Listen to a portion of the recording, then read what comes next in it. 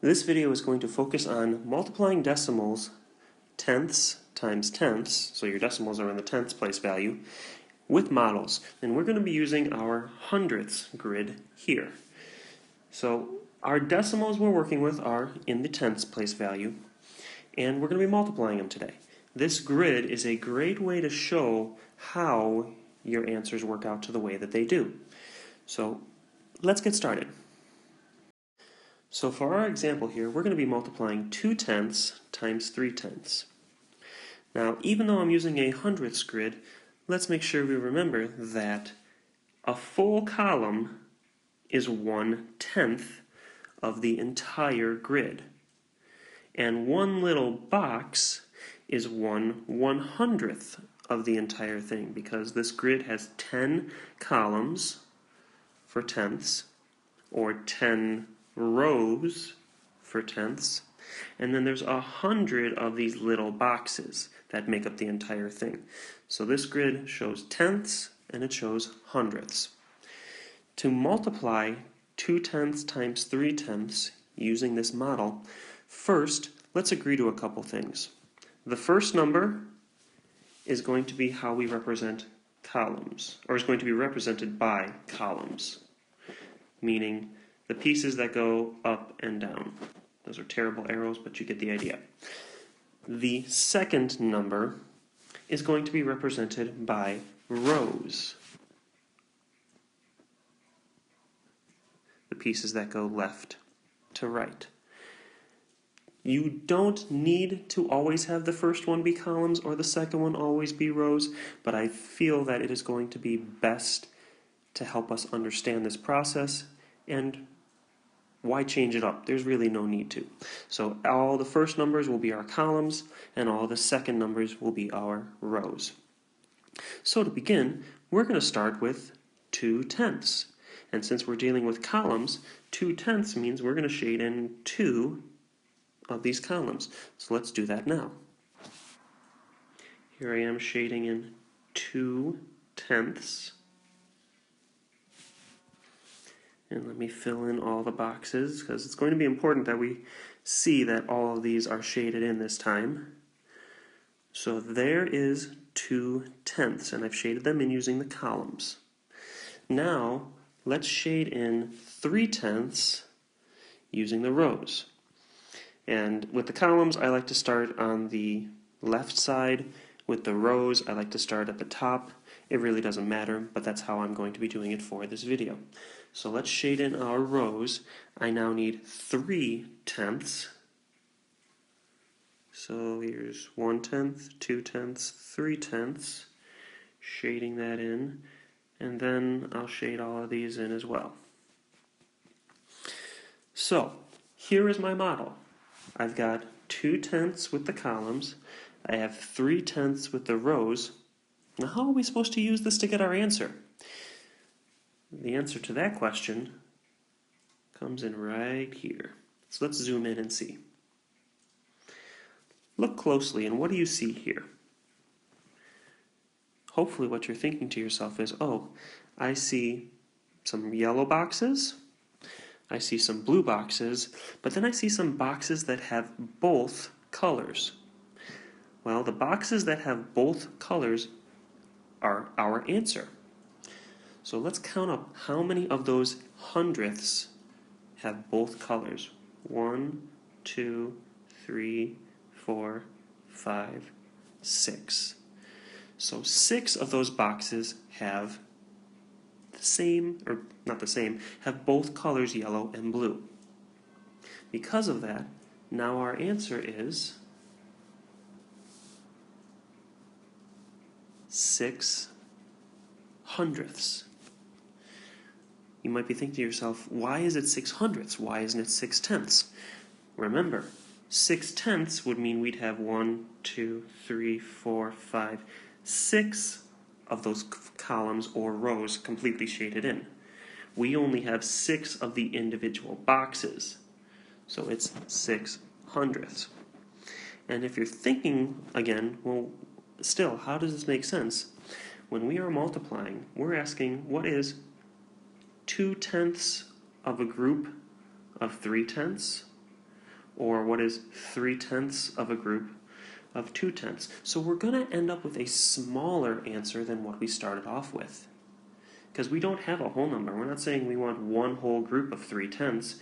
We're saying we want part of a group of 3/10, or vice versa. So every time we multiply tenths times tenths, we're going to get a smaller number. All right, let's try a different example now. Now let's do 4/10 times 6/10.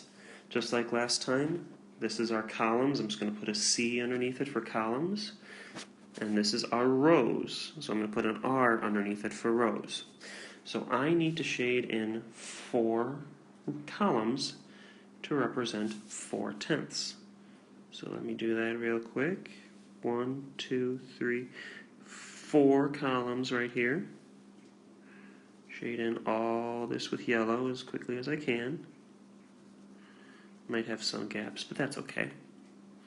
And now, for our rows, I want 6 rows. So let's go down 1, 2, 3, 4, 5, 6. Shade in all of these rows. And then color in them the best that we can. And just like before, let's look at how many boxes, individual hundredth boxes, have both colors. Well, we've got 1, 2, 3, 4, 5, 6, 7, 8, 9, 10, 11, 12, 13, 14, 15, 16, 17, 18, 19, 20, 21, 22, 23, 24. So 24 of our little hundredth boxes have both colors. So that means that 4/10 times 6/10 is the same thing as 24 hundredths. It wouldn't be 2 and 4/10, because if you wrote this